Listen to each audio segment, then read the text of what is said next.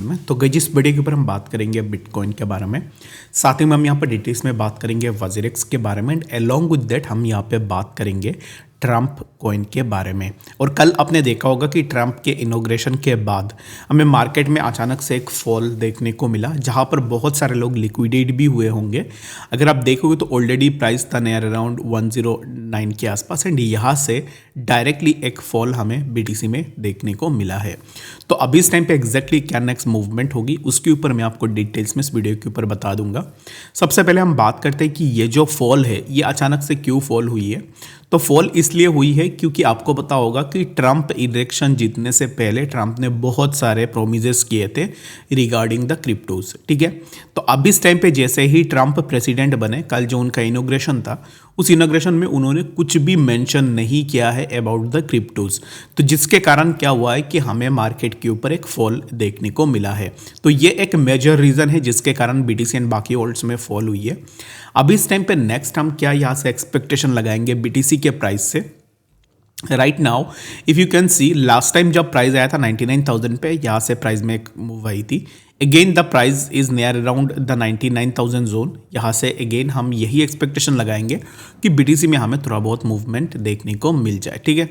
तो अगर आप यहाँ पे देखोगे तो ऑलरेडी मैं यहाँ पर सब चीज़ें ऑलरेडी मैंने रिमूव कर दिया है, ठीक है। तो मैंने ऑलरेडी यहाँ पर एक चार्ट बनाया था तो रिमूव कर दिया ताकि आप लोगों को भी समझ में आ जाए, ठीक है। तो यहाँ पर अगर आप देखोगे तो एक ट्रेंड लाइन हमें देखने को मिल रहा है। ये जो पार्टिकुलर ट्रेंड लाइन है, इसी ट्रेंड लाइन पे प्रीवियस जो वीक था इसी ट्रेंड लाइन पे ही हमें देखने को मिला था।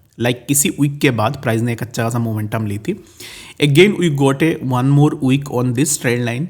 जब इसी ट्रेंड लाइन पे हमें फिर से एक बार वीक देखने को मिला, यहाँ से प्राइस में मूवमेंट हुई, and right now currently we are again having a week on a trend line, जहाँ से हम ये एक्सपेक्टेशन लगा सकते हैं कि प्राइस में थोड़ा मूवमेंट हमें देखने को मिले।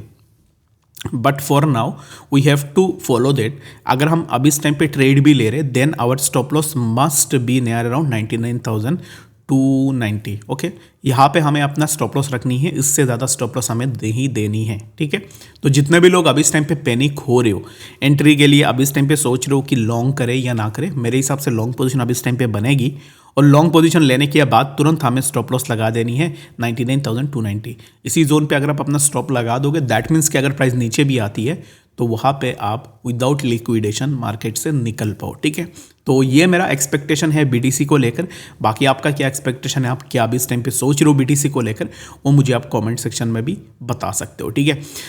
तो चलिए भी बात करते हैं यहाँ पर ना ट्रम्प कॉइन के बारे में कि एग्जैक्टली ट्रम्प कॉइन पे क्या चीज़ें हुई है, और अब इस टाइम पे इन चीज़ों में क्यों यहाँ पर हमें अचानक से फॉल देखने को मिला है बीटीसी एंड बाकी ऑल्ट्स में। तो ट्रम्प कॉइन में ना ऑलरेडी मूवमेंट हमें देखने को मिली थी जस्ट बिकॉज कि ट्रम्प की इनॉग्रेशन थी। ये ट्रम्प का एक ऑफिशियल कॉइन है जिसके कारण इसके प्राइस में हमें एक मूवमेंट देखने को मिली थी। तो बट अगर आप जितने भी कह लो कि ये एक मीम प्रोजेक्ट है और इसने एक अच्छा खासा मोमेंटम ऑलरेडी ली भी है, ठीक है। तो यहाँ से एक अच्छा खासा मोमेंटम हमें देखने को मिला भी है। तो अब इस टाइम पे हम यहाँ से क्या एक्सपेक्टेशन लगाएंगे। राइट नाउ जितने भी लोग सोच रहे हो कि ट्रम्प कॉइन पे एंट्री लेने के लिए, मेरे हिसाब से नहीं, अभी इस टाइम पे एंट्री नहीं बनेगी। इसका प्राइस $32 के आसपास आ चुका है। ये एक मीम प्रोजेक्ट है, ऐसे नहीं है कि इसका फंडामेंटल सही है या फिर ये प्रोजेक्ट और भी अच्छा खासा प्रॉफिट बना के देगा, नहीं।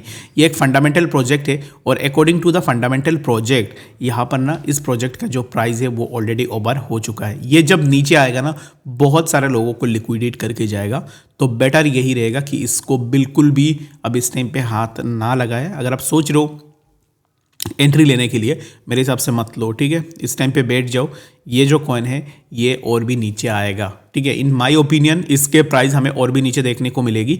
और अब इस टाइम पे जो वैल्यू देख रहे हो ना इसका $32.83 के आसपास, ये जस्ट एन इमेजिनरी वैल्यू है जो कि मेरे हिसाब से बहुत ज़्यादा हाई है, और इसमें अभी कंटिन्यूड डंप हमें देखने को मिलेगी। बेटर यही रहेगी कि इससे दूर हम जितना भी रह सकते उतना भी इस टाइम पे आप इनसे दूर रह सकते हो। ट्रम्प की फैमिली ट्री के बारे में मैंने कल बात की थी कि ट्रम्प की फैमिली में जितने भी मेंबर्स हैं सभी मेंबर्स के नाम पे वो कॉइन्स लेके आएंगे, ठीक है। और ऐसा नहीं है, ये ज़रूरी नहीं है कि हर एक मेंबर के नाम की कॉइन मार्केट में अच्छा खासा बेनिफिट दे के चले जाए, ऐसा भी नहीं होगा। तो ट्रम्प ने दे दिया, मेलिनिया ने जो कि उनका वाइफ है उनके कॉइन ने भी थोड़ा बहुत प्रॉफिट दिया है लोगों को। बाकी बाकी आने वाले टाइम में जितने भी कॉइन्स आएंगे मेरे हिसाब से ये कॉइन्स भी इतना पंप नहीं होंगे, तो बेटर यही रहेगा कि अपने हार्ड अर्न पैसे को मत लगाओ। बाकी अगर आप रिस्क लेना चाहते हो स्मॉल अमाउंट में रिस्क लेने की कोशिश कर सकते हो। बहुत सारे लोग अभी ये सोचेंगे कि ट्रम्प के पास इतने पैसे हैं, वो कॉइन बना के भी क्यों पैसे कमा रहा है। ये एक चीज़ है ना कि एवरीवन नीड्स मनी। अगर आप कुछ भी कह लो, सबको पैसे चाहिए, और बाकी कोई अगर पैसे कमा रहा है अपने कॉइन्स बना के, तो इसमें आपकी कोई भी यहाँ पर ऑब्जेक्शन नहीं होनी चाहिए, ठीक है। मैं किसी को गाली नहीं दूंगा, किसी को ये नहीं बोलूँगा कि इसने कॉइन बनाया लोगों को डंप कर रहा है, लोगों को के साथ स्कैम कर रहा है, नहीं, वो उसका पर्सनल ओपिनियन है। अगर आप लेते हो तो फिर ये आपका पर्सनल ओपिनियन रहेगी कि आप किस एंगल पे, किस रीज़न के कारण आप इसको परचेज कर रहे हो, ठीक है। मेरे हिसाब से ऑलरेडी मैंने बताया था 2 दिन पहले कि कैसे करके इसमें एंट्री ले सकते हैं। जिसने भी लिया होगा प्रॉफिट भी क्या होगा, अभी निकल भी गया होगा, ठीक है। तो ऐसे अपॉर्चुनिटी देख के ही आपको बाई करनी है। ऐसे नहीं है कि अभी 32 पे आया है इसको बाई कर लेते हैं। अभी जो भी बाई करेगा मेरे हिसाब से वो फंसेगा, ठीक है। बाकी आप क्या सोचते हो इसको लेकर मुझे कॉमेंट्स में ज़रूर से बता सकते हो, ठीक है। तो चलिए भी बात करते हैं यहाँ पर वॉजरेक्स के बारे में कि एग्जैक्टली वॉजरेक्स में क्या हो रहा है। अभी इस टाइम पे वॉजरेक्स के ऊपर जो भी अपडेट था वो मैंने ऑलरेडी आपको दे दिया है। अभी वॉजरेक्स में हो क्या रहा है कि यूज़र्स को विड्रॉल नहीं मिल रही है, ये तो एक पहली बात है। दूसरी बात ये है कि यहाँ पर जब भी कुछ भी चीज़ें यहाँ पर यूज़र को मैनिपुलेट करनी हो, मिसगाइड करनी हो, उनके तरफ से कुछ ना कुछ लंबा चढ़ा अपडेट निकल के आ जाती है, जिससे कुछ यूज़र्स मिसगाइडेड भी हो जाते हैं, ठीक है। लेकिन ये इतनी बड़ी काम भी नहीं है यूज़र्स को पैसे देने के लिए, पर वो चीज़ वॉजरेक्स नहीं कर रही है। हमें नहीं पता कि एग्जैक्टली वॉजरेक्स किस रीज़न के कारण वो चीज़ नहीं कर रही है। बाकी और एक चीज़ अगर मैं आपको कहूँ, BTC में, ओनली BTC, जब वॉजरेक्स ने हमें POR दिया था उस टाइम पे, जब वॉजरेक्स के पास जो फंड्स थे 243 मिलियन के आसपास ही उनके पास BTC थे, if I am not wrong. तो बाकी वो चीज़ आप देख लेना। बाकी जो भी हो, जितने भी अमाउंट के BTC थे उस टाइम पे, वो BTC अभी इस टाइम पे 2x हो चुके हैं, ठीक है। 2x हो चुके हैं ऑलरेडी। अभी इस टाइम पे 2x हो चुके हैं आपके फंड्स आपके पास, तो वो फंड्स भी ये लोग अभी इस टाइम पे लोगों को डिस्ट्रीब्यूट कर सकते थे, लेकिन ये नहीं करेंगे। क्यों नहीं करेंगे पता है? क्योंकि उनको तो ये फंड्स यूज़ करनी है। अभी इस टाइम पे जितना टाइम उनके पास रहेगा, अगर उनको और भी कुछ बिजनेस ओपन करनी हो तो इसमें से पैसे ले लेंगे और बताएंगे कि हमने थोड़े पैसे ले लिए हैं, हम इस चीज़ के ऊपर लगा रहे हैं, ठीक है। तो इनका यही चल रहा है अभी इस टाइम पे ना। यहाँ पर वीडियो में बात करने का मेन मकसद यही है, निश्चल शेट्टी जो वॉजरेक्स का CEO पहले थे, और अभी जब हैक की जो यहाँ पर ये स्कैम काइंड ऑफ चीज़ें निकल के आई सामने, तो उन्होंने बताया कि मैं तो CEO नहीं हूँ भाई, CEO और कोई है। तो अब इस टाइम पे चलो इनको CEO नहीं मानते, बट यहाँ पर डुप्लीकेट CEO ही उनको बोल देते हैं, ठीक है। तो ये जो है ना, ये अब इस टाइम पे बिल्ड कर रहे हैं। शार्डियम बोल के एक प्रोजेक्ट है, ये इसमें काम कर रहे हैं। Pi42 एक एक्सचेंज है जो कि वॉजरेक्स की तरह ही है, लेकिन इनके पास Pi42 है, लेकिन इन्होंने यूज़र्स के पैसे से और एक डेक्स भी ओपन कर लिया है। उनको अभी इस टाइम पे और एक डेक्स भी ओपन करनी है। यूज़र्स के जो पैसे लिए थे ना उन्होंने 150 करोड़ के आसपास, तो 150 करोड़ से वो क्या करेंगे कि अभी डेक्स में काम करेंगे। डेक्स में काम नहीं हो रहा है, 150 करोड़ नहीं लगती है कि एक डिसेंट्रलाइज एक्सचेंज और एक टोकन बनाने के लिए। ये जो पैसे हैं ना डेक्स में, ज़्यादा से ज़्यादा कितना होगा कि 20 CR आप लगा लो, 20 CR से भी कम होगी। और जो बाकी बचे कुछ पैसे हैं ना वो लगाएंगे, वो अपने जो भी बाकी प्रोडक्ट्स उनके ऊपर लगा देंगे। जैसे शार्डियम पे वो लगाएंगे, Pi42। शार्डियम अभी पैसे कहाँ से कमा रहा होगा? शार्डियम में अभी इस टाइम पे पैसे कमाने का कोई भी सोर्स ऑफ इनकम मुझे दिख ही नहीं रही है, और ये एक नया प्रोजेक्ट है, और ये कहाँ से पैसे कमाएगी? तो इसको भी फंडिंग करेंगे वो, अपनी प्रोजेक्ट ही है Pi42। ये भी एक एक्सचेंज है, इसमें भी काम कर रहे। तो अभी इस टाइम पे इन प्रोजेक्ट्स को अगर आप देखोगे तो ये भी एक टोकन है, लेयर 1 ब्लॉकचेन है। वजीर WRX टोकन की तरह ही स्कैम करके भाग जाएगा। WRX token one of the biggest scam in the crypto history, जहाँ तक मैंने देखा है। इंडियन एक्सचेंज होके इंडियन यूजर्स को ही चुना लगा दिया, ठीक है। कितने लोग ऐसे हो जिनके पास WRX टोकन पड़े हुए हैं, मुझे कमेंट्स में बताना। तो यहाँ पे शार्डियम में अगर हम देखेंगे ना, तो शार्डियम में अपडेट्स आती है भाई, ऐसे नहीं है कि अपडेट्स नहीं देते। इसमें अपडेट्स रेगुलर बेसिस में आती है, क्योंकि इसमें ना नए लोगों को फंसाना है ना, नए लोग आ रहे हैं ना इस चीज़ में, तो इसमें अपडेट देंगे, सब कुछ करेंगे इस चीज़ के ऊपर। बाकी शार्डियम में उन्होंने सब कुछ बताया कि 300+ ट्रांसलेशन इन 60 लैंग्वेजेस, सब कुछ मिलेगा आपको, ठीक है। तो शार्डियम भाई सही काम चल रहा है शार्डियम में। उसमें से भी यहाँ पर लोगों से पैसे वो छापेंगे अच्छा खासा, ठीक है, छापने दो, हमें क्या। उसके बाद उनके पास और एक एक्सचेंज आ जाती है जिसका नाम है Pi42। तो ये भी उनका ही है भाई, तो ऐसा मत सोचो कि ये उनका नहीं है, उन्हीं का ही है, और प्रोफाइल में ही उन्हीं का रखा हुआ है, ठीक है।